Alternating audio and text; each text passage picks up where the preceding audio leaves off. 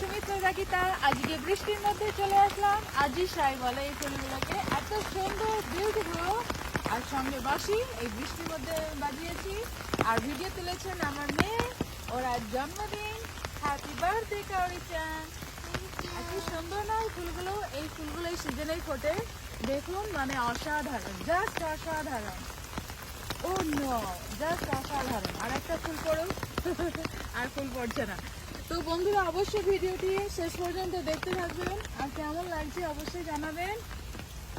আরো আছে এদিকে মানে পদ্ম ফুল ফোটার বাগানে নিয়ে যাব।